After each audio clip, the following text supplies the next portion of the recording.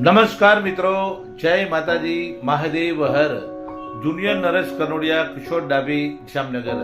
આજે સુંદર મજાના દિવસે ખાસ મારા મિત્ર કપડવંજના રાજેન્દ્રસિંહ પરમાર અને રાજા કંકુ 77 ઓનર એવા રાજેન્દ્રસિંહની લાડકવાઈ દીકરી, જેમનું નામ છે ઉર્વશીબા પરમાર, અને તેમના મમ્મીનું નામ છે આશાબેન, અને પપ્પા રાજેન્દ્રસિંહ.